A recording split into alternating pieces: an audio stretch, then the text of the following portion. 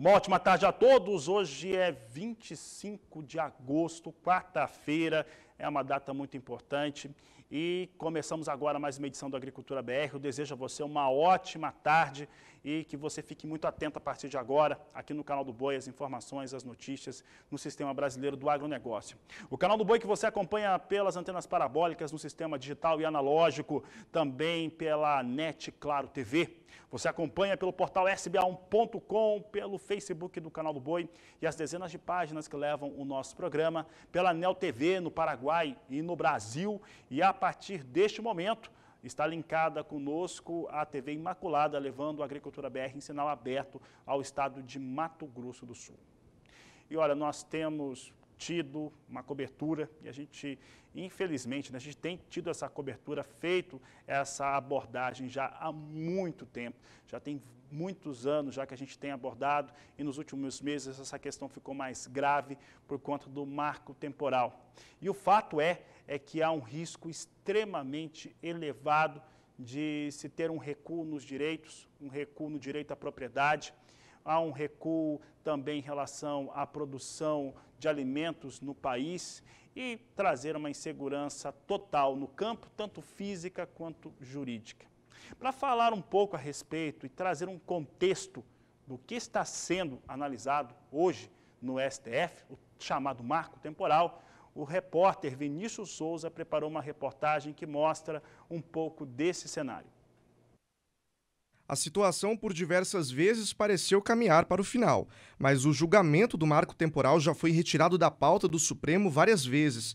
De um lado, indígenas, do outro, produtores rurais. Em 2020, o Canal do Boi percorreu regiões do estado de Mato Grosso do Sul que sofrem com as invasões e um ano depois, a situação parece ter ficado ainda pior. Como você bem sabe, você viu na época que você esteve aqui junto com Gadiel Chaparro, o clima é tenso. Segurança jurídica não temos, tampouco a pública. Os produtores seguem vivendo ainda, com seguranças, privadas para poder manter a tua propriedade privada, protegida dos invasores e malfeitores. Na época em que produzimos a série de reportagens, entramos em contato com o procurador do MPF, Marco Antônio Delfino, que disse em sua fala sobre a importância de indenizar os produtores rurais que tiveram as suas propriedades invadidas. Nós entendemos que todos aqueles produtores rurais que detêm títulos de boa-fé, eles devem ser indenizados justamente porque entendemos que esse processo de conflito ele nasce da ação e da omissão do Estado brasileiro. A ação, a partir do momento em que induziu o processo de colonização em Mato Grosso do Sul, boa parte desses títulos, especialmente na região de Dourados, eles são derivados da Colônia Agrícola Nacional de Dourados, a famosa Marcha para o Oeste, e há vários relatos, relatos inclusive do próprio da época do SPI, do Serviço de Proteção Índio, em que ele relata que o Estado teria ali desocupado de forma forçada áreas ocupadas por povos indígenas para que houvesse alocação de produtores rurais. O marco temporal pode ser a luz no fim do túnel que muitos produtores rurais esperam. Isso porque, em tese, o marco diz que os indígenas que não estavam em terras na data em que a Constituição Federal entrou em vigor não têm direitos sobre elas. Nesta quarta-feira, dia 25, o marco temporal volta a ser votado pelo STF. A última vez que o Supremo definiu a respeito de questões territoriais de grande impacto foi em 2009, no caso Raposa Serra do Sol, envolvendo quase 2 milhões de hectares. Com a aprovação do projeto, necessariamente a posse ou a propriedade pela etnia indígena tem que se dar em 5 de outubro de 1988. Assim, a posse ou propriedade anteriormente a essa data não será considerada para efeitos de desapropriação. O que a gente pede, o que a gente solicita aos nossos parlamentares é que olhem com mais carinho, com mais respeito para o produtor, para o homem do campo, para o detentor do título da terra, e que façam de tudo para que o direito de propriedade seja e permaneça garantido, restabelecido por lei, e que não possamos mais viver em segurança constante. A gente pede o quê? A gente só pede o direito de propriedade respeitado. De Campo Grande, Mato Grosso do Sul, Vinícius Souza. Daqui a pouco nós vamos ao vivo até Brasília, até a sede do Supremo Tribunal Federal. Lá vai ser decidido o futuro de muitos, mas o fato é que nós temos hoje algo muito sério a pensar e a partir deste momento, né, que é de muita pressão. Essa pressão, ela se dá em várias frentes, né? Brasília, então, podemos dizer que virou uma grande aldeia. Há indígenas de todo o país que já estão acampados há alguns dias e vão permanecer enquanto esse julgamento prevalecer. O julgamento, ele começa hoje, não necessariamente termina hoje, pode durar alguns dias. Esse é um fator também de alta relevância, né? Quem que custeia todo esse cenário, toda essa situação? Há também diversas rodovias sendo fechadas por indígenas em alguns estados brasileiros. Aqui no Mato Grosso do Sul, fui informado logo cedo de diversas rodovias sendo paralisadas por indígenas, tentando parar para fazerem aí o seu protesto. Mas o fato é que o marco temporal respeita o direito de todos, né? Respeita o direito de indígenas e de todos as demais classes da população, segmentos da população são respeitados, trabalhadores, moradores, produtores rurais, quem está no campo e nas cidades também. Como dizia o Aldo Rebelo em entrevista ao vivo na Agricultura BR nesta última terça-feira, o que impediria de se invadir áreas, em qualquer região urbana do país, já que estiveram em algum momento da história ocupados por indígenas, como a própria cidade de São Paulo. Então, daqui a pouco a gente volta a falar desse assunto. É extremamente sério, extremamente grave e que você acompanha todos os detalhes no canal do Boi. Por aqui o Agricultura BR segue, agora eu falo a respeito de mercado e falo principalmente a respeito de um cenário que foi sinalizado na reabertura dos negócios hoje com soja na Bolsa de Chicago. Soja em Chicago sinalizava queda na sua reabertura nesta quarta-feira por conta de uma precipitação chuvosa que atingiu algumas regiões do meio-oeste norte-americano, principalmente no estado de Illinois. E falar em Illinois, vamos dar uma olhada como é que estão os negócios na Bolsa de Chicago. Nós temos aqui Chicago neste momento. O pessoal não conseguiu colocar Chicago no ar ainda. Daqui a pouco, então, nós teremos Chicago, Bolsa Norte-Americana, aqui no Agricultura BR, que vinha operando em queda até há poucos minutos. Nós tínhamos soja de Chicago refletindo essa precipitação chuvosa em relação às áreas de produção norte-americanas. Olha, ainda hoje eu converso com o procurador do estado do Rio Grande do Sul, Rodinei Candeia, que vai estar conosco ao vivo falando a respeito das questões ligadas ao marco temporal. Também hoje um dos assuntos é o mercado do milho, daqui a pouco no Agricultura BR ao vivo. Eu vou para o intervalo e volto em instantes. Agricultura BR de volta e agora nós trazemos em destaque soja de Chicago. Como eu disse, teve na reabertura de negócios uma queda para a soja negociada na Bolsa Norte-Americana, causada por conta de efeitos climáticos sobre o estado de Illinois. É o que você vai acompanhar agora comigo. Nós temos agora a posição em mais curto prazo, até que recuperando um pouco, e as demais agora já em estabilidade. Nesse momento agora que nós temos o maior número de negócios ocorrendo em Chicago, posição de setembro, $13,47 mais 2 o bushel, com alta de 0,77%.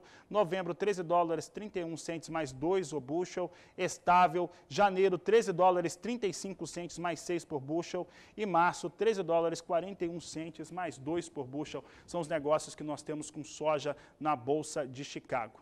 Trago em destaque ainda o dólar, moeda norte-americana agora em destaque no Agricultura BR, vindo com negócios a R$ 5,23, com queda de 0,61% para a moeda norte-americana.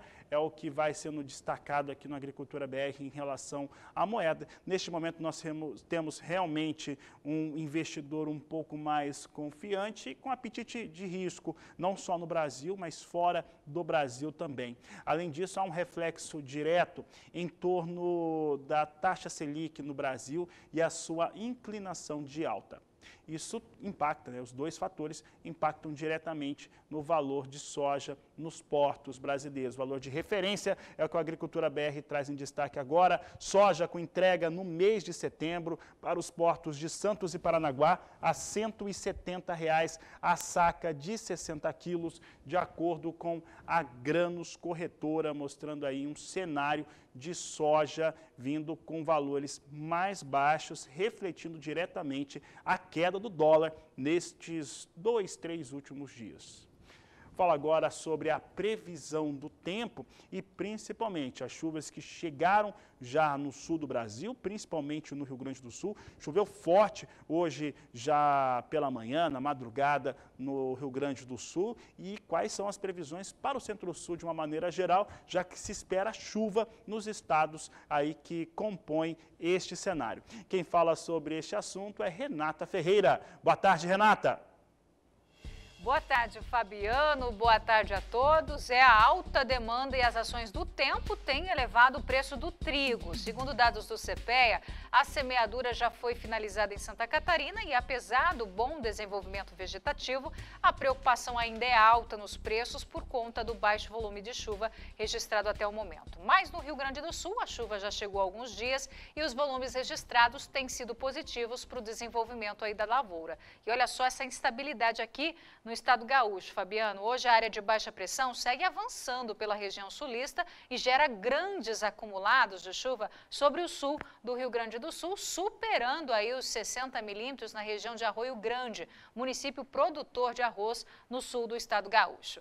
Precipitações com menores acumulados também alcançam o sudoeste do Paraná, Santa Catarina e grande parte do Rio Grande do Sul.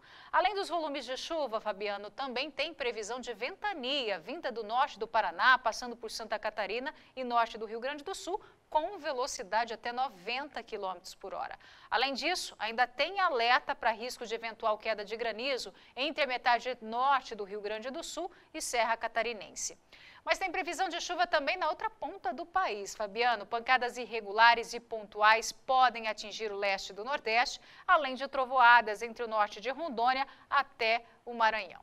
Na virada do mês, a chuva deve alcançar pelo interior da região nordestina e há uma pequena chance para pancadas isoladas, até mesmo aqui na região do Mato Piba. Os acumulados não devem ser elevados, mas aliviam um pouco esse tempo bastante seco, né? Nesse mesmo período, também tem chance para chuvas no sul do Pará e também Tocantins. A chuva muito aguardada aí para as áreas que há 150 dias convivem aí com o tempo mais seco. Já na maior parte do sudeste e centro-oeste brasileiro, o dia será quente e seco. Atenção, então, ao calor e à baixíssima umidade relativa do ar nessas áreas, onde os valores ficam abaixo de 12% em Mato Grosso do Sul, e entre 13% e 20% em São Paulo, Goiás e também no oeste de Minas Gerais. A previsão é de chuvas menos intensas, apesar da virada do mês em diversos pontos do sudeste brasileiro, enquanto que no centro-oeste, mais precisamente na maior parte de Mato Grosso do Sul, tem previsão de chuvas ainda nesta semana. É isso, Fabiano, é com você. A Agricultura BR vai para mais um intervalo comercial. Daqui a pouco a gente traz em destaque a participação do professor Marcos Fava Neves. E claro, destacamos também junto o marco temporal que está sendo debatido hoje no STF. E olha, antes de ir para o intervalo, eu quero que você acompanhe as informações agora relacionadas à questão de fertilizantes, de adubo, que acabam trazendo aí muitos resultados positivos para o produtor rural. Você fica com as informações e nós voltamos já. E o Agricultura BR está de volta e agora a gente vai falar sobre biocombustíveis e principalmente em relação à demanda. Olha só, há cerca de 2 semanas nós tivemos ali, até 2 semanas, uma pontuação de uma demanda maior sobre o biocombustível, em especial o biodiesel, lá nos Estados Unidos. Aí semana passada a coisa se alterou e quando ela se altera, ela faz com que se tenha a percepção de que a demanda sobre biodiesel nos Estados Unidos pode mudar, porque teria uma mudança de regramento em relação à introdução do biocombustível junto ao diesel lá nos Estados Unidos. Isso causou queda para o óleo de soja, consequentemente, uma queda bastante forte para todo o complexo soja negociado na Bolsa de Chicago. o mercado se reestabilizou. Mas, de qualquer maneira, ainda é uma discussão e a tendência é se manter uma demanda maior por biocombustíveis. E aí nós perguntamos para o professor Marcos Fava Neves como que deve ficar esse cenário aqui no Brasil. Quando que o Brasil vai, de fato, demandar mais biocombustíveis? E ele respondeu. Quando assume nos Estados Unidos o presidente Joe Biden, e ele coloca também o Tom Vilsack lá na Secretaria da Agricultura, que é alguém, tal como ele, mais afeito aos biocombustíveis do que a antiga gestão dos Estados Unidos, a expectativa era grande de que essa indústria conseguiria aumentar os atuais, vamos dizer assim, em média 10% de etanol de milho que são misturados na gasolina para percentuais maiores, né? É um lobby incrível, uma briga incrível. De um lado o pessoal do petróleo e do outro lado a agricultura, né? Então essa expectativa existia, só que agora ela está de certa maneira congelada por causa do preço dos produtos, tanto o preço do etanol como o preço dos componentes do biodiesel, que era outra mistura que poderia aumentar. Então eu acredito que enquanto perdurarem esses preços, que vão chegar altos ainda no final desse ano e devem começar a cair na metade do ano que vem, essas políticas de aumento de participação dos biocombustíveis na matriz vão ficar meio paradas, né? Se não diminuir já está ótimo, e retomar essa conversa a partir do ano que vem. Mas é uma grande expectativa para a agricultura brasileira, seria excelente. E agora o Agricultura BR destaca o mercado do milho. Nós temos acompanhado algumas movimentações. Essas movimentações mostram uma redução no valor, uma redução leve no mercado físico brasileiro, um resultado direto de colheita e, claro, também sobre uma expectativa de importação do cereal. E para falar a respeito deste assunto e como que está se acomodando o mercado do milho aqui no Brasil, eu converso agora com Cristiano Palavro, ele que é analista, consultor da Pátria Agronegócios. Cristiano, obrigado pela participação mais uma vez. Cristiano, como é que esse mercado do milho está se comportando no momento? Boa tarde, seja bem-vindo.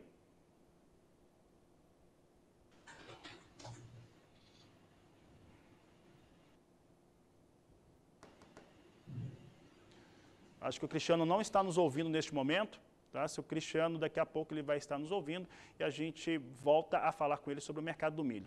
Então, eu vou aproveitar para falar a respeito de como que um trabalho muito interessante tem sido feito. Eu falo a respeito do uso de drones na agricultura e na pecuária, que tem conseguido garantir resultados melhores com a tecnologia, inclusive fazendo trabalhos, por exemplo, de fertilização e aplicação de defensivos. A reportagem é de Mauro Andrade. Apesar da tecnologia do drone ser relativamente nova, está avançando rapidamente no setor agrícola. Nós vamos conversar com Alberto Youssef, que é proprietário de uma empresa que faz aplicações nas lavouras. Alberto, o que você poderia dizer da evolução da tecnologia do drone? Boa tarde.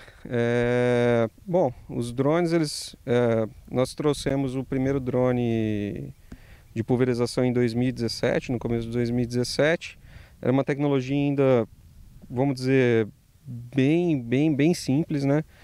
E hoje ela já é uma tecnologia super avançada, vamos dizer, era um Fusquinha em 2017, hoje a gente já tem um Tesla praticamente nos ares aplicando. Hoje o maior gargalo do drone, né, são as baterias, que tem um custo elevado e duram muito pouco. Então hoje o maior gargalo dos drones de pulverização de todas as marcas são essa questão das baterias, né? E aí já tem algumas outras empresas já desenvolvendo equipamentos híbridos, né, que ele usa um motor a combustão para poder gerar eletricidade para os motores, para poder diminuir o custo, aumentar a autonomia. Então, assim, tem muita gente trabalhando nisso e tentando desenvolver uma coisa melhor. O drone possui a vantagem de poder aplicar mesmo quando o terreno está molhado, sem causar amassamento e compactação no solo, além de facilitar o acesso a terrenos com topografia irregular. Mas eu ressalto que o drone é uma tecnologia complementar às tecnologias existentes. Por exemplo, o drone ele vai fazer muito bem uma bordadura, melhor que um trator de repente. Ele, em algumas áreas onde o trator tem que fazer muita manobra, algumas quinas, o trator entra para complementar isso. Áreas pequenas, onde fica complicado você levar uma máquina grande,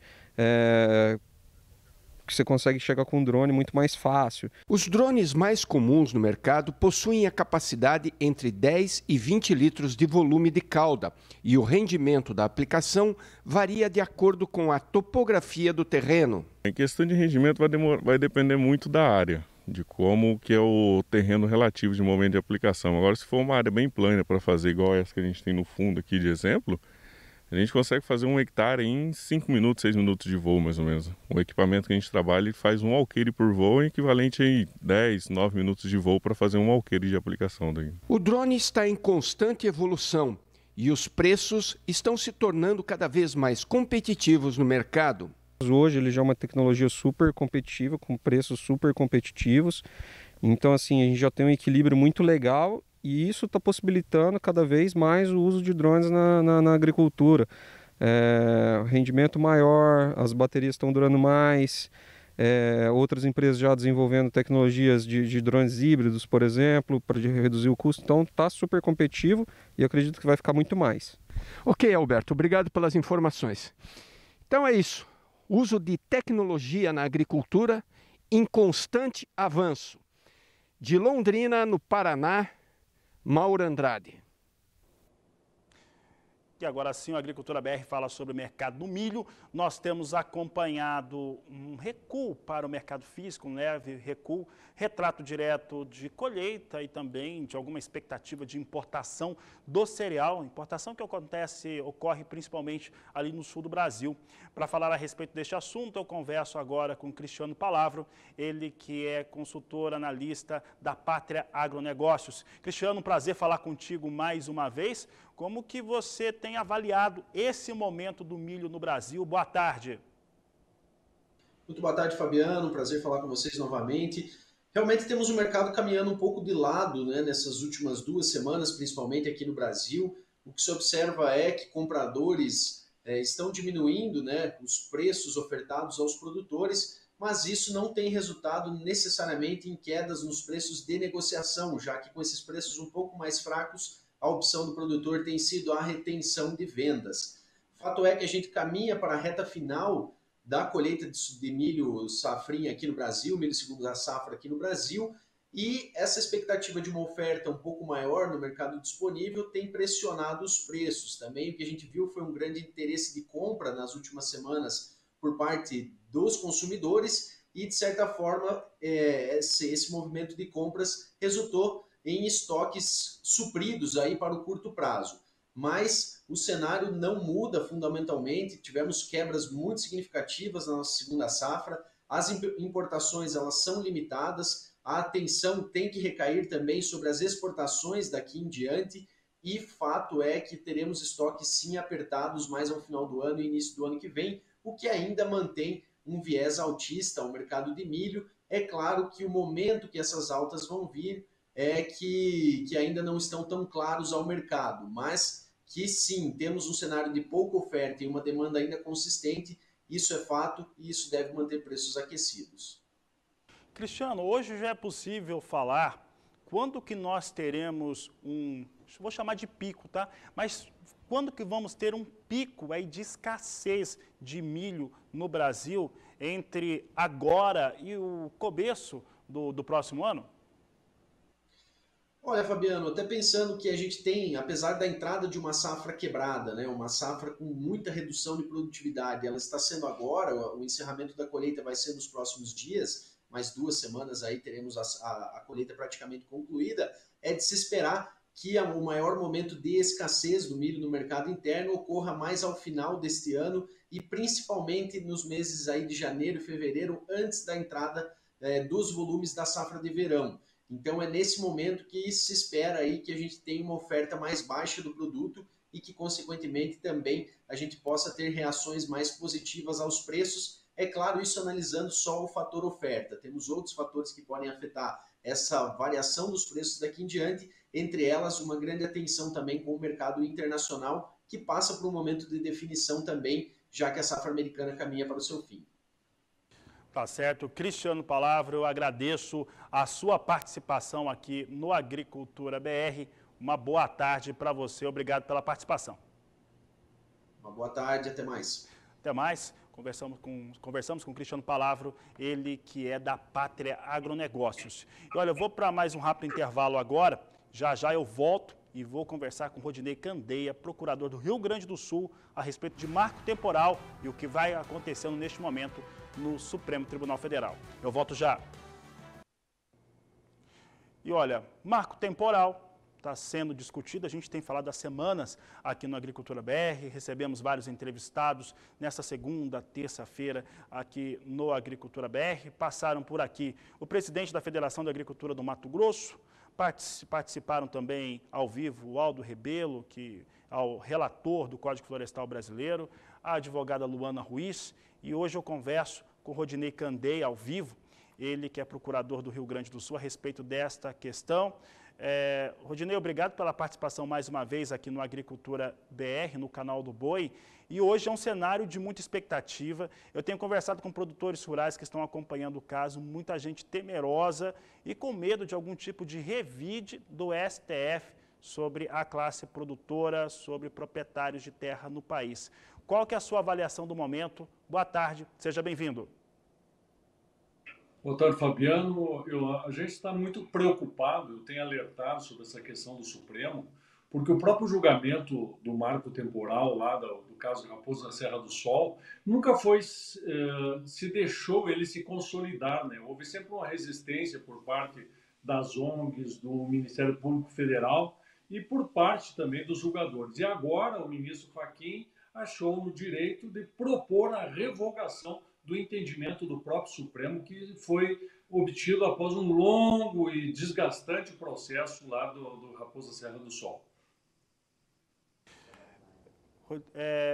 Rodinei, olha só, nós temos aí essa decisão, mas nós tivemos outras também, até antes, né, do caso Raposa Serra do Sol, se eu não estou enganado, a súmula de número 690, que falava sobre uma decisão semelhante do próprio Supremo Tribunal Federal. Em relação ao que se traz hoje, né, nesse debate, no entendimento do senhor, é uma discussão jurídica ou é uma discussão política ou até ideológica? Não, é uma discussão abertamente política, a súmula 650, né, que já havia esse entendimento. E não há nenhuma novidade na própria Constituição de 88. Todas as constituições, desde a época do Alvará Régio, Constituição da República, a Lei de Terras de 1850, as constituições de 34, 37 e 46, todas diziam o seguinte: para que haja demarcação, tem que respeitar a posse dos indígenas onde eles estão. Nunca se pretendeu, de modo algum, viabilizar a demarcação de áreas que os indígenas não estavam, muito menos áreas onde já há propriedade consolidada. Eu estou aqui hoje num movimento grande dos produtores, centralizado em Mato Castelhano e reunindo os produtores de toda a região norte do Rio Grande do Sul. Aqui em Mato Castelhano, as matrículas elas têm 120, 130 anos. Não tem nenhum indígena aqui. Por exemplo, aqui alegam que há um cemitério indígena. Este cemitério começou na Revolução Federalista de 93, onde foi enterrado um morto naquele combate. Então, assim, há uma manipulação grosseira de todos esses dados para justificar uma reviravolta total no próprio entendimento do que é o direito de propriedade no Brasil. E essa manipulação está sendo feita. Houve essa discussão também por ocasião da Constituinte de 88. E lá na Constituinte, essa posição foi vencida. Essa posição de que os índios têm direitos originários e imemoriais e que tem que garantir a demarcação para eles a qualquer custo porque eles eram dono do Brasil, isso foi vencido. Né? Os próprios parlamentares da época, como Nelson Jobim, diziam: não, o nosso entendimento vigorou de que aquelas terras que os índios estão ocupando legitimamente, tradicionalmente, têm que ser demarcadas. O que o Fachin está propondo agora é uma revisão total nisso, e é uma própria revisão na própria Constituição. Rodinei, em relação... Estou recebendo aqui, enquanto converso contigo, estou falando com alguns telespectadores que participam ao vivo do programa, estão acompanhando a gente em várias partes do país. E aqui eu quero destacar a participação do Renato. Ele está participando aqui de Cascavel, no estado do Paraná. Ele faz uma pergunta muito simples.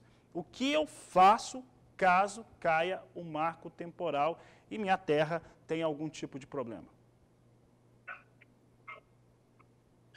Essa é a nossa preocupação aqui. Nós temos que nos mobilizar, e por isso todo o norte do Rio Grande do Sul está mobilizado. Nós temos que nos mobilizar agora. Nós temos que mobilizar todas as nossas entidades, fazer participar desse processo, os estados também, quando o estado do Mato Grosso do Sul está participando do processo, lá onde está sendo feita essa discussão. Nós temos que mobilizar a classe política e nós temos que fazer com que esse entendimento do Fachin não prevaleça.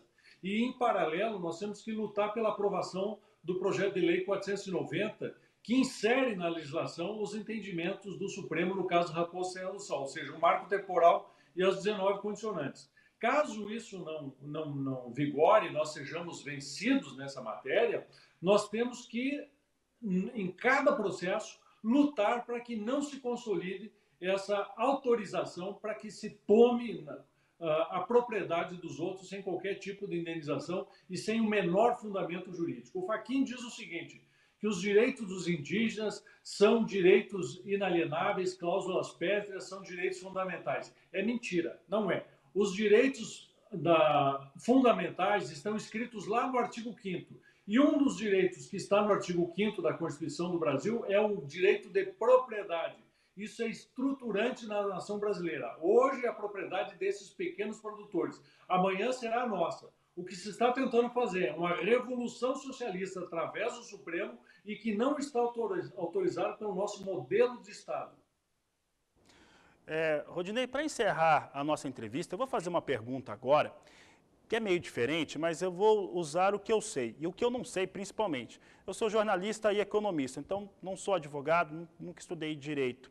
Existe alguma questão na Constituição brasileira ou qualquer documento anterior que diga que há entre a formação dessa população algum povo que por questão étnica ou racial é superior a outro?